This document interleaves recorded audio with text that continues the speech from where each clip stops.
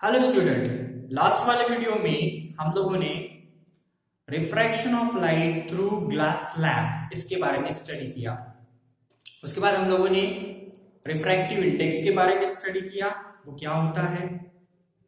आज की वीडियो में हम लोग थोड़ा सा उसके नीड्स वाला जो पार्ट है वो स्टडी करेंगे। काफी इंटरेस्टिंग पार्ट है, थोड़ा ध्यान से सुनना है आपको। आप लोगों ने बहुत बार ये चीज को ऑब्जर्व किया होगा, बहुत जगह देखा भी होगा।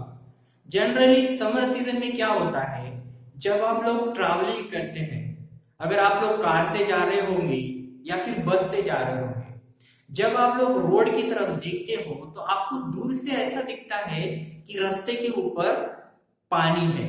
रास्ते के ऊपर जैसे कुछ पानी गिरा हुआ है ऐसे दिखता है, लेकिन एक्चुअली जब हम पास जाते हैं तो पता चलता है कि वहां पे कोई पानी नहीं है। ये सब हमारा इल्यूजन होता है, हमारी आंखों का धोखा। तो ऐसा क्यों होता है, इसके पीछे साइंटिफिक रीजन है, इसको हम लोग समझने की कोशिश करेंगे। दूसरा एग्जांपल देता हूं कि जैसे कि कोई आग है, फ्लेम है। जब हम लोग होली को जलाते हैं, होली के सीजन में, तो होली के फ्लेम के पीछे जो ऑब्जेक्ट रहते हैं, वो ऑब्जेक्ट हमें देखने पे ऐसा लगता है कि वो हिल रहे, शेक कर रहे हैं। ऐसा हमें क्यों लगता है कि वो ऑब्जेक्ट शेक करे, हालांकि ओरिजिनली वो ऑब्जेक्ट अपनी ही जगह पे होते हैं। सो इसके पीछे भी एक साइंटिफिक रीजन है। ये दोनों भी एग्जांपल जो है उसके पीछे एक ही रीजन है, और वो है refraction of light. Refraction of light की वजह से ये सब चीजें हमें दिखती है। तो आइए समझते हैं क्या है। जो हमारा एटमॉस्फेयर होता है वो रिस्पॉन्सिबल होता है change in refractive index. Refractive index change करने के लिए, रिफ्रैक्शन ऑफ लाइट के लिए रिस्पॉन्सिबल होता है। दोनों केसेस में क्या होता है कि जो एयर होती है which is nearer to the that road के पास जो एयर होती है, जैसे कि समर सीजन में सन जो होता है बहुत ज्यादा टेम्परेचर बढ़ जाता है, और जो रास्ता होता है रास्ता बहुत ज्यादा हॉट हो जाता है, गर्म हो जाता है, और उसके आसपास की जितनी भी एयर होती है वो भी गर्म हो जाती है। और उसके वजह से जैसे जैसे हम लोग ऊपर की तरफ जाएंगे तो ऊपर की एयर ठंडी कोल्ड रहेगी, और सरफेस के नीचे की एयर बहुत ही ज्यादा हॉट रहेगी। So there is a difference in the medium. दो टाइप के मीडियम बन जाते हैं, और हमें तो पता है लॉज ऑफ रिफ्लेक्शन क्या कहता है। When the light rays travel from the one medium to the another medium, it changes its direction and that is called as refraction of light। वही होता है refraction of light। तो आइए समझाता हूं with the help of example। ये रास्ता है, ठीक है।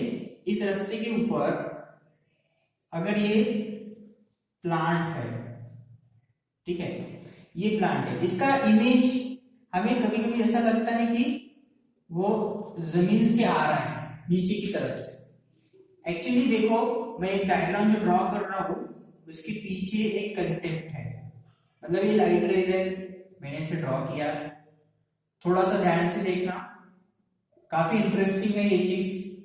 क्या होता है, जब भी लाइट रेज आते हैं बहुत दूर के ऑब्जेक्ट से, ये डिस्टेंस ऑब्जेक्ट है, हम लोग दूर खड़े हैं, तो लाइट रेज जो आएंगे तो हमेशा स्ट्रेट लाइन डायरेक्शन में आएंगे। लेकिन इस वाले केस में क्या होता है, ये जो रोड है इसके पास में जो एयर है वो बहुत ज्यादा गर्म हो जाती है, तो ये एयर क्या होगी, हॉट एयर होगी, ठीक है। और जैसे जैसे हम ऊपर की तरफ जाएंगे तो ऊपर की एयर जो रहती है वो कोल्ड रहेगी। So there is a difference between the medium. दो मीडियम बन गए, तो लाइट रेज जो सीधे आने वाली थी वो अब सीधे नहीं आएगी, वो क्या होंगे, बेंड होके आएगी। मतलब इस तरह से आएगी, वो बेंड होके, ठीक है, इस तरह से बेंड होके आएंगे। ये दूसरी लाइट रेज भी आएंगी तो ऐसे बेंड होके लाइट रेज आती है, ठीक है। तो ऐसा लगता है that the light rays appears to come from the image of that object which is present under the ground. उस ग्राउंड के नीचे जो इमेज हमें दिख रही है उस इमेज से वो लाइट रेज आ रहे हैं, ऐसे हमारे को लगता है, हमारी आंखों को लगता है। इस वजह से वो चीज हमें दिखती है और that is called as the mirage. उसी को हम क्या बोलते हैं, मिराज कहते हैं। ये बहुत ही इंटरेस्टिंग कंसेप्ट है। When the light rays comes from the distinct object, it appears that rays come from the image of that object which is present just below the ground, and this phenomenon is called as the mirage। उसे हम लोग क्या कहेंगे, मिराज है। ठीक है, अभी दूसरा एग्जांपल हम लोगों ने क्या देखा था, होली का।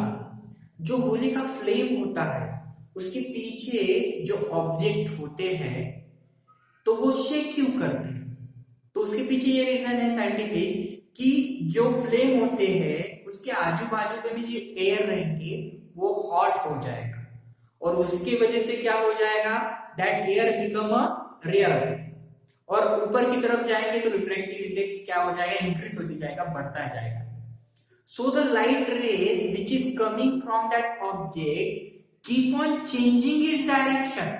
जो ऑब्जेक्ट से लाइट रेज आने वाले हैं हमारी तरफ, वो क्या करते रहते हैं, उसके डायरेक्शन चेंज करते रहते हैं। डायरेक्शन क्यों चेंज हो रहा है, क्योंकि रिफ्रैक्टिव इंडेक्स चेंज हो रहा है, उसके आजू बाजू में जो एयर है उसका रिफ्रैक्टिव इंडेक्स चेंज हो रहा है, और उसी वजह से हम जब उस ऑब्जेक्ट को देखते हैं, because of the change in the refractive index of that air, that object appears to be moving और शेकिंग। उसी वजह से वो ऑब्जेक्ट हमें हिलते हुए दिखता है, मूव होते हुए दिखता है। तो आई थिंक आप दोनों का रीजन आपको समझ में आया होगा। ठीक है, हमारा नेक्स्ट टॉपिक है ट्विंकलिंग ऑफ स्टार। ये काफी इंटरेस्टिंग है। ट्विंकलिंग ऑफ स्टार, इसको समझते हैं। ट्विंकलिंग ऑफ स्टार क्या होता है, जैसे एक स्टार है आसमान में, तुम लोग जब यहाँ पे हम लोग धरती के ऊपर खड़े रहते हैं तो कैसे होता है, ये एक इंसान है। ठीक है, अब यहाँ पे स्टार जो है ये क्या है, सेल्फ ल्यूमिनस है and can be glow and visible in the night in the absence of the sunlight. Sunlight न होने के बावजूद भी रात के समय वो चमकता है, दिखता है। क्यों, क्योंकि स्टार जो है ये पॉइंट सोर्स है। पॉइंट सोर्स क्यों कहा, क्योंकि स्टार्स का और अर्थ का जो डिस्टेंस है बहुत ज्यादा है, उसके वजह से स्टार हमें बहुत ही दूर होने की वजह से पॉइंट जैसा दिखता है। लेकिन एक और चीज है, वो स्टार की जो लाइट रेज धरती के ऊपर आते हैं तो उसको बहुत लंबा डिस्टेंस, बहुत लॉन्ग डिस्टेंस कवर करना पड़ता है। तो ये एटमॉस्फेयर में जैसे जैसे वो धरती के नीचे आएगा, मतलब धरती के करीब आएगा, तो क्या होगा, उसकी डेंसिटी एयर की बढ़ जाती है।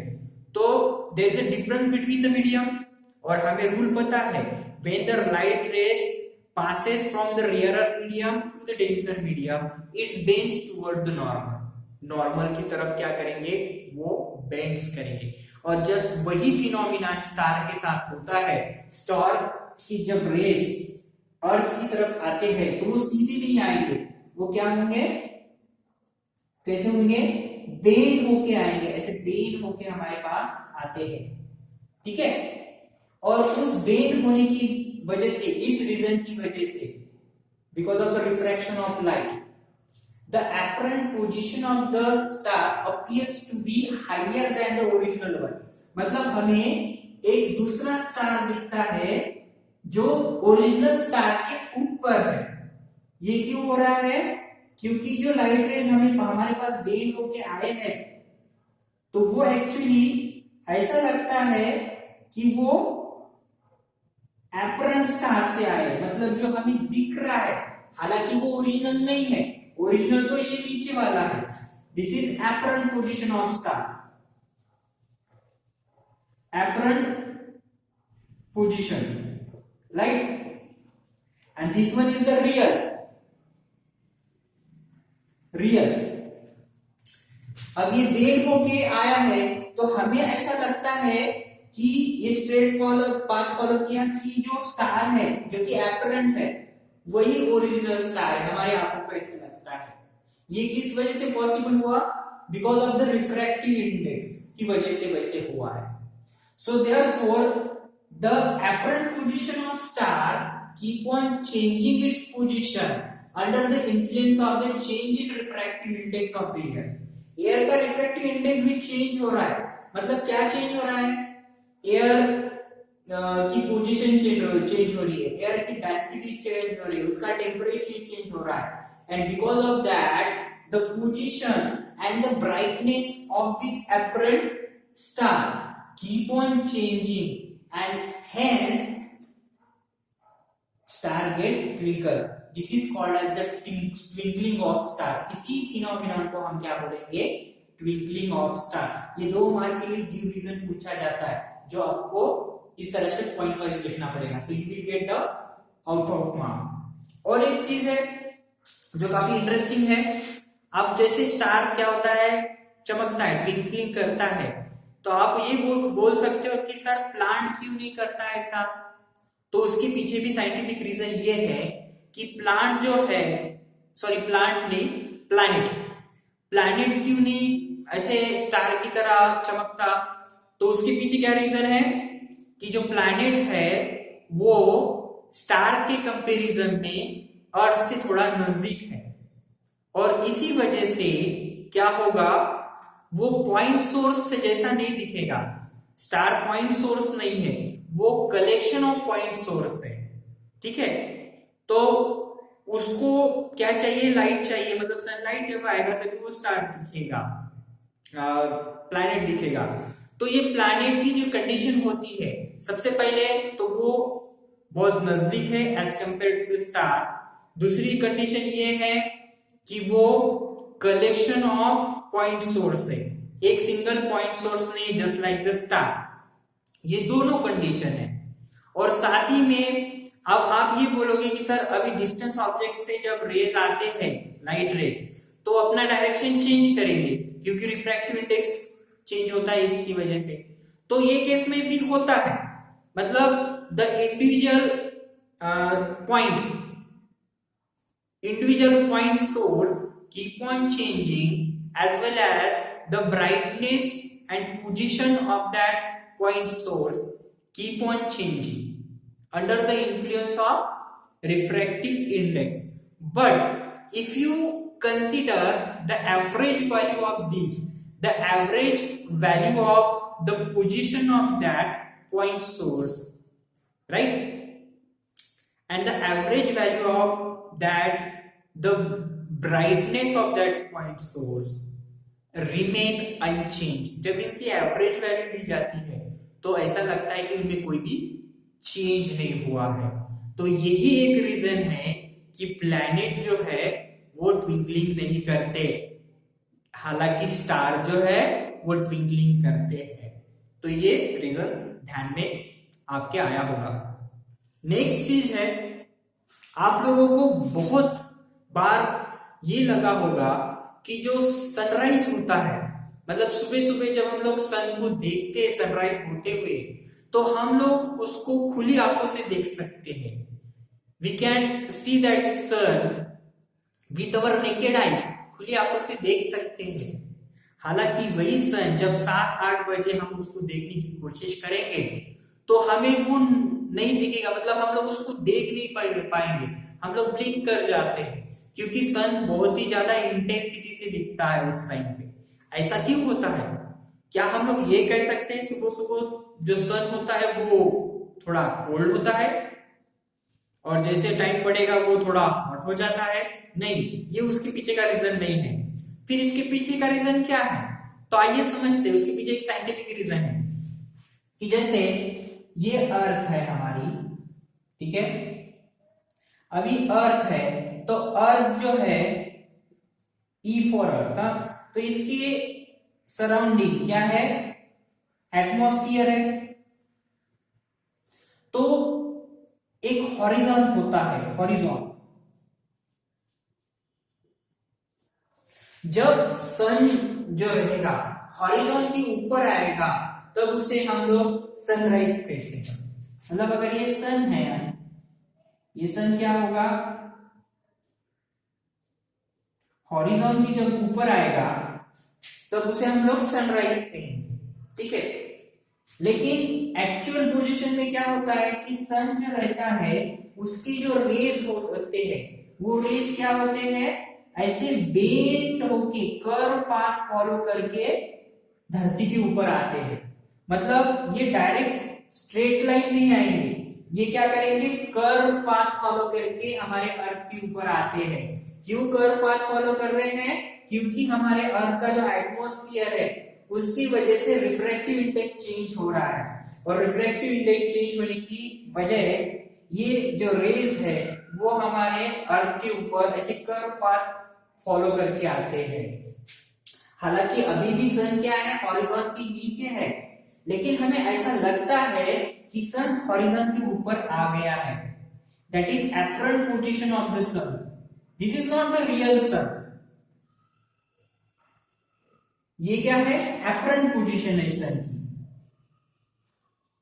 और रियल में क्या है, वो हॉरिजॉन के नीचे ही है, सिर्फ उसके लाइट रेस हमारे पास आए हैं।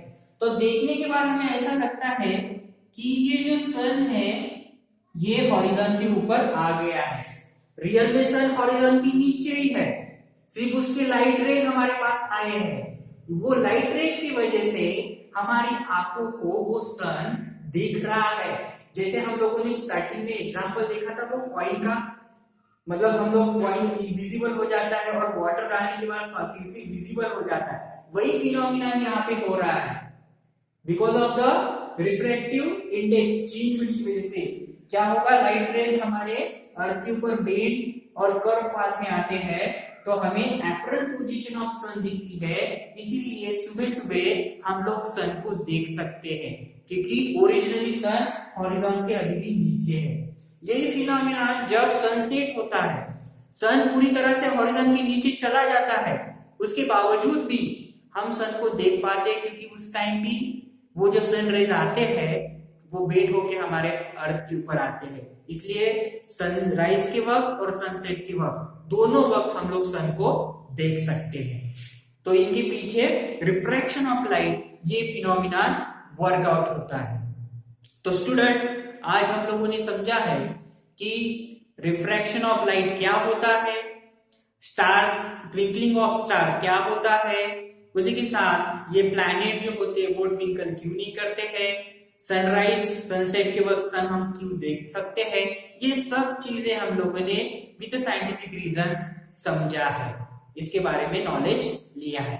ठीक है, इसके बाद का जो पोर्शन होगा हम लोग देखेंगे नेक्स्ट वाले वीडियो। Thank you.